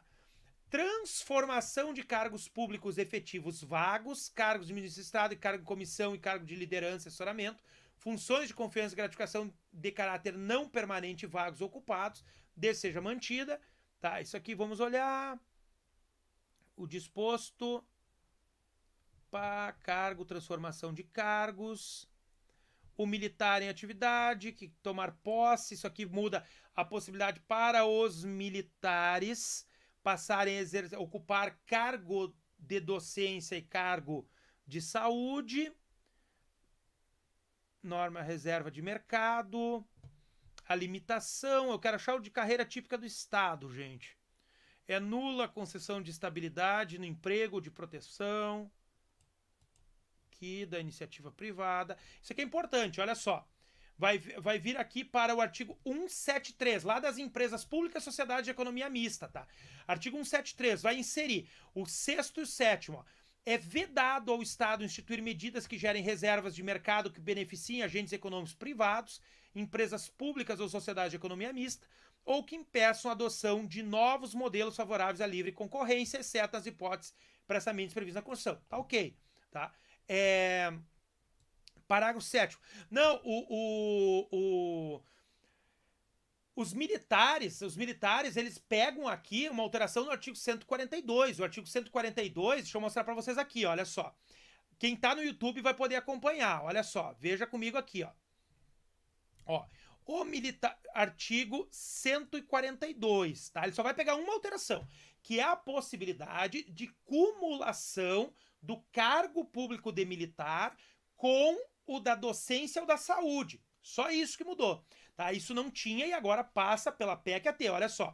O militar em atividade de tomar posse em cargo ou emprego público civil permanente, ressalvada a hipótese do artigo 37, inciso 16A, deixa eu mostrar para vocês o 16A, olha só, que é o da acumulação, tá aqui, ó. Não se aplica a limitação do inciso 16 ao exercício da docência ou da atividade própria de profissional de saúde. Então aqui será, voltar para cá, ó, será transferido para a reserva nos termos da lei. Então ele vai para a reserva não remunerada aqui, ó, se ele passar num outro concurso. É assim hoje, tá? É assim hoje. Então ele vai poder cumular este cargo. Hoje, professor Felipe, membro das Forças Armadas, tá? Professor Felipe, aprovei num concurso público para professor numa universidade federal, eu não tenho condições de cumular. O meu cargo hoje é inacumulável com outro cargo, inclusive de docência, tá? Inclusive de docência. Então, o professor Felipe aprovou numa universidade federal um ou outro. O que passa a alterar aqui? Olha só.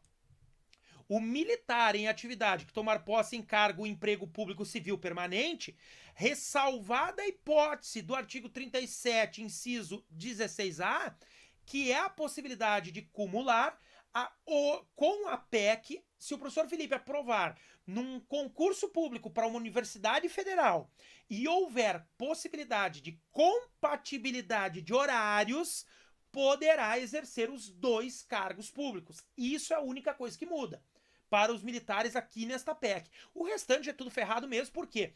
Porque o 142 vai dizer que é tudo por lei, né? Nós tivemos alteração na lei agora, olha o que diz o 142, só para mostrar para vocês, ó. Questão de estabilidade.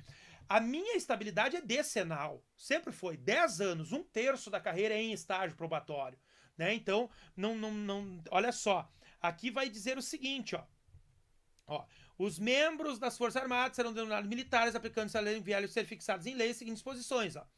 As patentes, os direitos inerentes, cadê a da... Aqui, a lei, ó, inciso 10, ó. A lei disporá sobre o ingresso, os limites de idade, a estabilidade e as outras condições de transferência do militar para a inatividade, os direitos, os deveres, a remuneração. E aí você vai ter aqui, olha só, lei... deixa eu botar aqui mais fácil, ó. Estatuto. Primeiro, né, que dentre aquilo que eu acredito,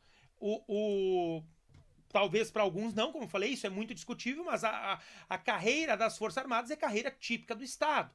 E aí a estabilidade não entra nessa ali de 2 mais 1, vai entrar na decenal, olha só. 10. Estabilidade, olha só. Deixa eu mostrar para vocês aqui a estabilidade, ó. Aqui, ó. Nas condições ou limitações impostas por legislação e regulações específicas, os seguintes, ó. a estabilidade somente se praça de carreira com 10 anos ou mais de tempo de efetivo serviço. A minha foi 10 anos a estabilidade. Então isso aqui não muda, porque é em lei. A estabilidade não vem na Constituição Federal. Por isso que, né, muito se falou que os militares não seriam incluídos lá. E agora houve aqui, ó, em dezembro de 2019, inclusive foi a redação dada aqui, ó, né, uma alteração muito grande na lei que rege. Então, a Constituição, ela joga isso aqui, ó, limite, ingresso, limite de idade, estabilidade e outras condições de transferência para a lei. Então, por isso que aqui não entra a questão da estabilidade. A estabilidade das Forças Armadas não é definida na Constituição, e sim em lei, né? E já é de 10 anos ali, então ela é bem ferradinha mesmo. Mas vamos voltar para cá, ó. Tá? Aí isso aqui que vai dizer, ó, o militar da ativa, que de acordo com a lei tomar posse em cargo, emprego ou função pública civil temporária, não eletiva, mudou isso aqui. Ó, o militar da ativa poderá, na forma da lei, com prevalência da atividade militar e sem aplicação dos incisos 1 e 3 do artigo 3º, ocupar cargo, emprego de atividade própria de profissional da saúde ou do magistério. Aí inclui aqui aquela questão. Tá, deixa eu ver aqui o restante, pessoal. Cargo público, aqui as normas de transição, tá? Teremos muitas normas de transição. Eu quero achar uma coisa para vocês aqui. Por quê? Porque antes de eu bater, deixa eu focar só em mim aqui, o pessoal que está me assistindo pelo YouTube. Eu falei desde o início para vocês que os cargos que seriam de atividade típica do Estado, né, seriam definidos por lei. E eu achei os critérios em lei federal. Então é isso que eu quero encontrar aqui para ver se eu me equivoquei, tá? Me equivoquei ou não. Tá? Então é isso aqui que eu quero falar para vocês, para a gente falar corretamente aqui. Lei municipal, o disposto. Deixa eu só achar aqui para a gente ir para o chat, que eu quero... Você tem pergunta e tal, coloca no chat que a gente já vai responder. Deixa eu encontrar aqui essa questão do cargo. Do cargo de investidura na forma da lei, depende, aprovação. Deixa eu só achar aqui, pessoal, para a gente entender. Depende, a investidura, provas de títulos, cumprimento de período, classificação final, investidura num cargo típico de Estado. Depende da forma da lei, durante o prazo improrrogável, os cargos de liderança. Se alguém estiver acompanhando aí com a PEC, né, e quiser ver aí, quiser me ajudar às vezes para ver onde que está essa, se é que temos aqui a definição feita pelos estados e municípios de quais são os cargos, né, quais vão ser os cargos, ressalvados os cargos acumuláveis, afastamentos, o disposto não se aplica, o afastamento, lei municipal, a União, os municípios, lei federal, as normas gerais para regulamentação, tá, da superveniência, lei complementar, tá, a competência, até que seja editada a lei, disposto não se aplica aos membros que são dos carreiros disciplinares por lei complementar específica. Compreenderá. Indeterminado. Aqui, pessoal, tá? Olha só. Olha só. Tá bem claro aqui. Olha só comigo, então. Olha o artigo 39A, ó. A União, os estados, o Distrito Federal e os municípios instituirão, no âmbito de sua competência, regime jurídico de pessoal que compreenderá vínculo de experiência como etapa de concurso público, vínculo por prazo determinado, cargo com vínculo por prazo indeterminado, cargo típico de Estado e cargo de liderança e assessoramento. Aí o seguinte, ó, os critérios para definição de cargos típicos de Estado serão estabelecidos em lei complementar federal. os critérios para definição dos cargos em lei complementar federal. Agora, quais serão os cargos por prazo indeterminado, o cargo típico de Estado, o cargo de liderança e assessoramento, lei de cada um dos entes da federação. Lei de cada um dos entes da federação. A pergunta do Agnaldo aqui. O Agnaldo pergunta, professor, eu sou estável no município. Será que vai ser atingido? Não. Normas de transição. Olha só, deixa eu mostrar aqui para vocês. Eu não ia mostrar as normas de transição, mas eu vou mostrar porque elas são importantes. Olha só aqui, ó. A partir daqui começam as normas de transição. Olha só. Ó. Artigo 2º. Ao servidor público investido em cargo efetivo até a data de entrada em vigor do regime jurídico que trata do artigo 39 da Constituição é garantido o regime jurídico específico dos assegurados, a estabilidade após 3 anos de exercício, a não aplicação daquilo ali. Isso aqui, efetivamente, lendo toda aqui, ó, poderão manter os vínculos existentes na data de entrada em vigor dessa Constituição, se houver compatibilidade de horários, os servidores empregados públicos que acumulem 2 cargos, emprego de professor. Então, tudo isso não afeta. Vai afetar quem ingressar no serviço público, né, da entrada em vigor da PEC para a frente. Beleza? É isso que vai afetar aqui, tá? Pra gente não se passar demais na live, pra não ficar tão extensa. Gente, isso aqui vai dar curso de reforma administrativa, né? Isso aqui vai dar livros de reforma administrativa sobre isso. Então, muito grande mesmo, tá?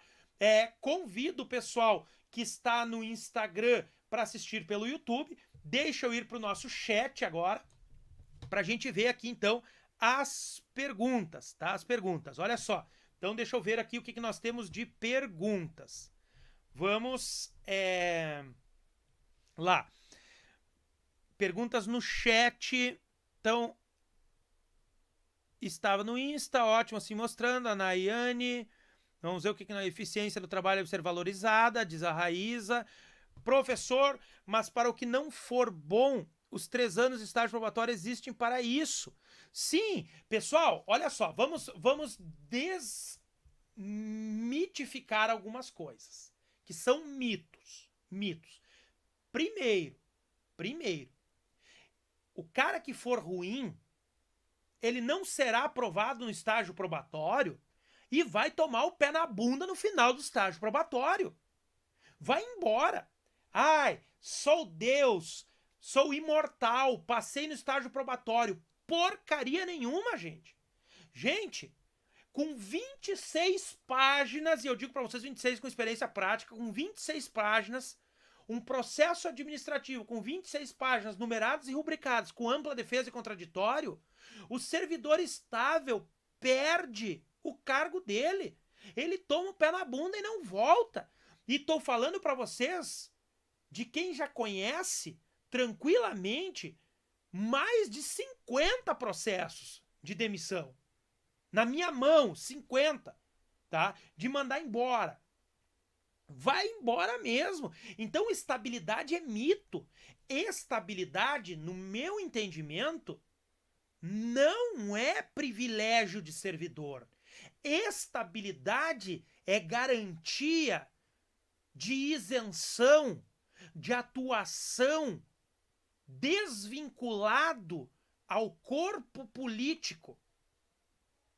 Eu quero que vocês imaginem um servidor de controle interno controlando o prefeito, o secretário, sem a estabilidade. É isso que eu quero que vocês imaginem. Quem é que ele vai controlar? Quem que ele vai controlar? Então, assim, ó, estabilidade é uma garantia não do servidor, da sociedade, que tenha um servidor atuando de modo isento, sem puxa-saquismo, sem o cara que tem que ficar pendurado, puxando o saco de corpo político, porque senão o corpo político vai mandar ele embora. Então, esta é a minha opinião pessoal sobre estabilidade. Se o cara for ruim, processo administrativo, ampla defesa, contraditório, pé na bunda.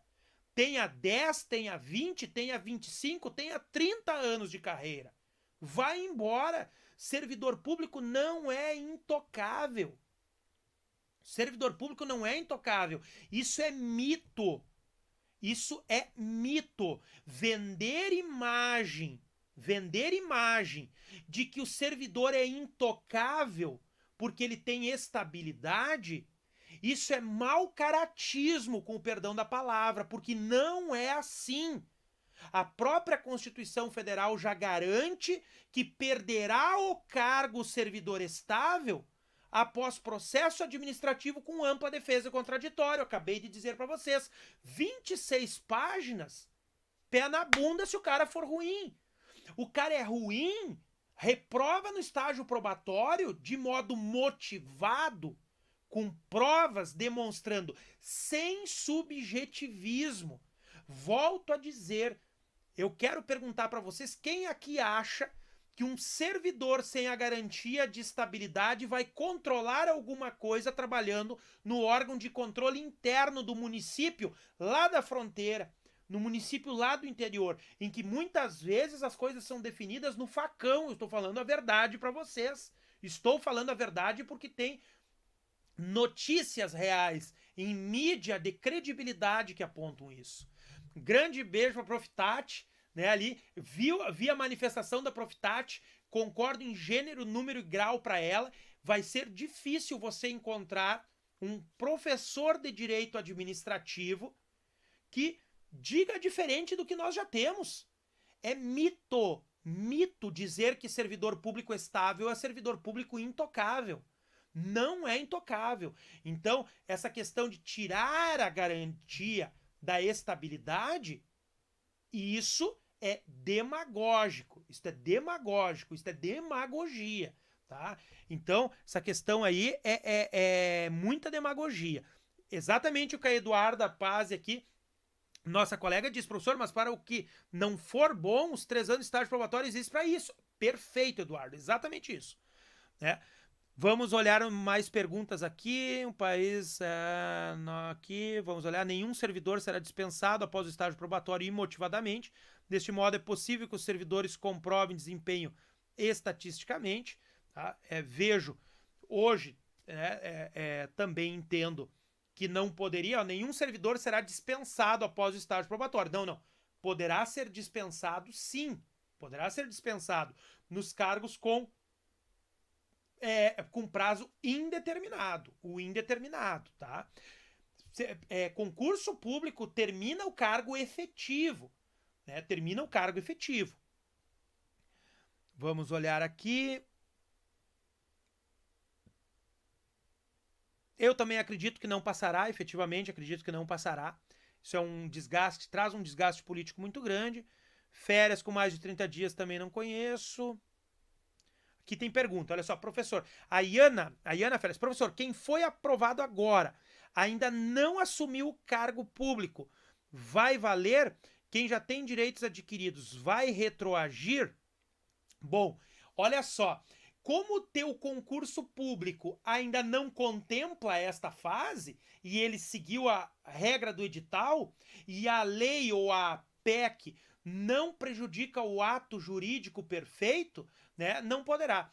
Olha só, o Alexandre de Lima, professor, juiz de direito não poderá mais acumular. Pessoal, isso aqui não altera uma vírgula em juiz de direito, tá?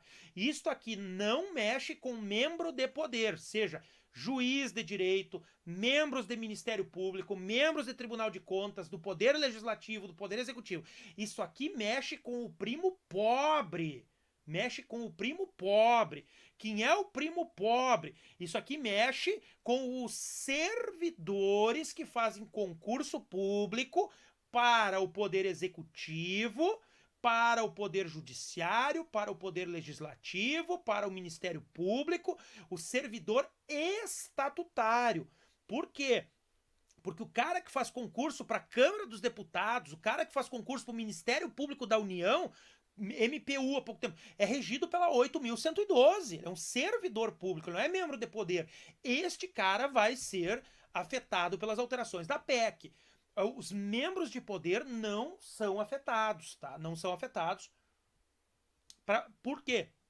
Porque o Poder Executivo, que foi quem teve a iniciativa da PEC, não tem a iniciativa da PEC para propor alterações nestes outros poderes. Eles possuem iniciativa privativa para as alterações das suas carreiras, tá?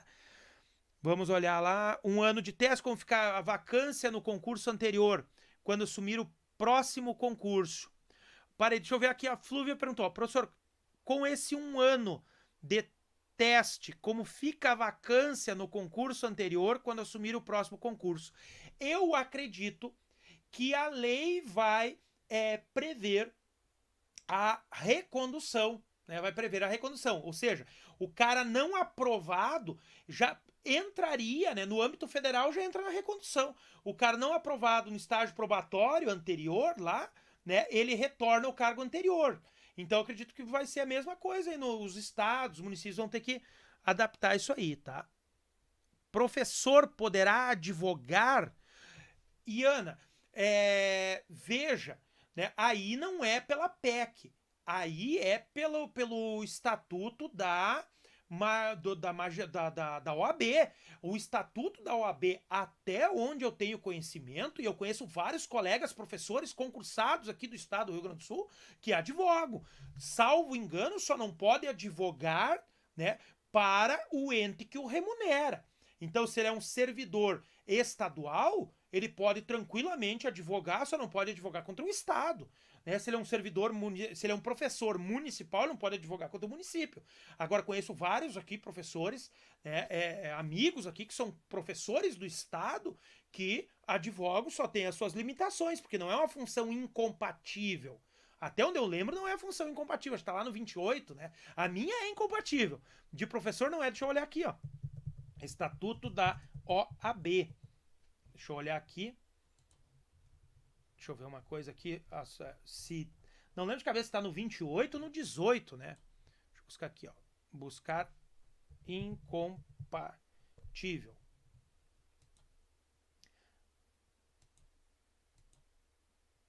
Deixa eu ver aqui. Tá no 28, isso aí. Ainda lembro de cor.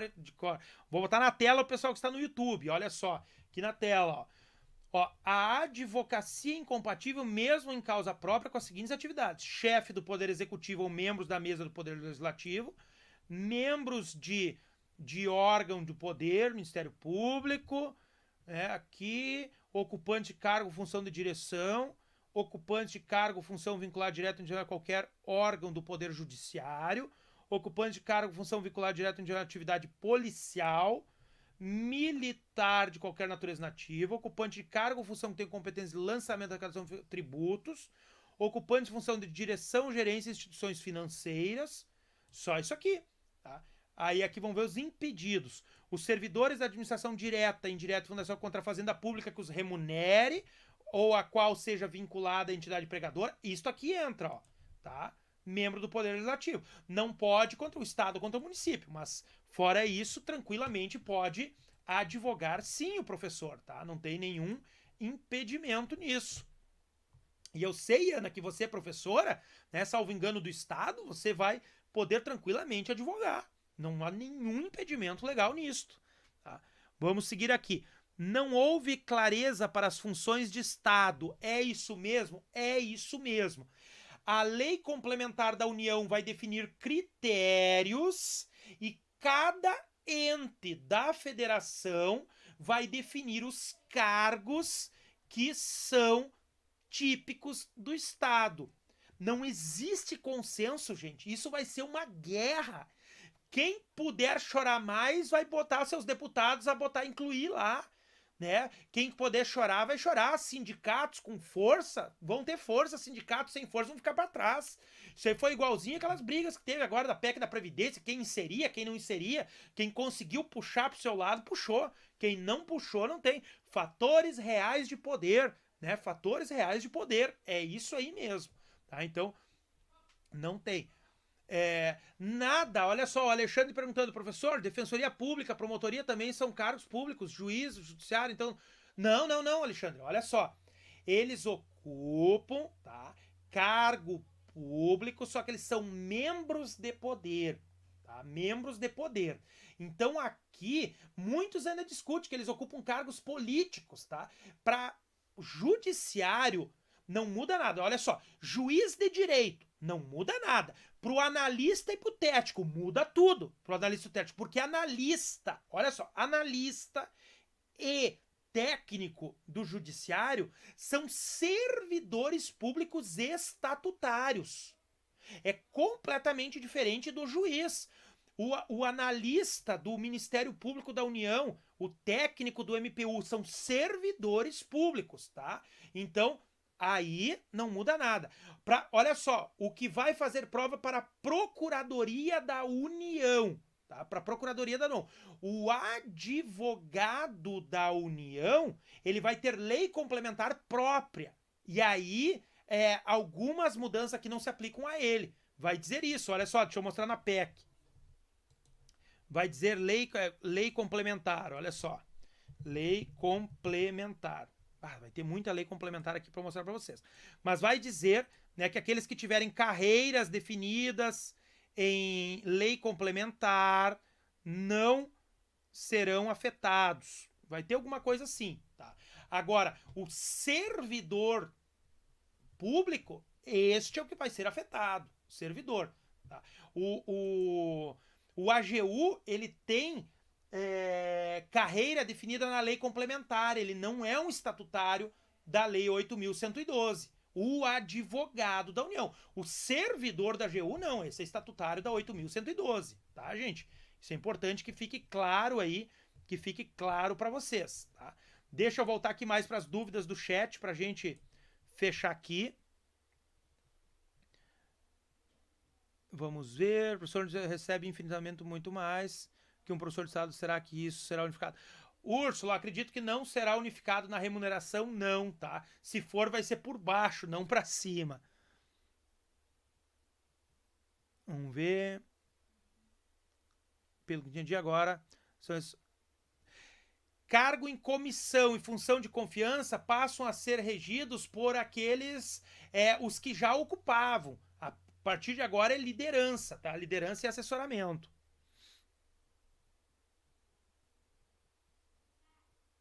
Vamos ver aqui, gente. Acho que fechamos, né? Fechamos aqui a nossa live, tá? Bom, sem dúvida alguma, faremos tantas outras lives pela frente sobre esse tema, tá, gente? Teremos tantas outras oportunidades para fazermos aí sobre este tema. Não temos dúvida disso, que a gente vai trabalhar muito. Para hoje, olha, pro pessoal que tá no YouTube, entenda que eu estou olhando para cá, pro pessoal do Instagram. E o pessoal que tá no Instagram, entenda que eu tô olhando para cá, que é pro pessoal do YouTube, tá? Nós estamos com os dois aí. Então, o pessoal que está aí, agradeço muito a presença de todos. Sem dúvida alguma, nós faremos muitas lives. Não sou o dono da verdade.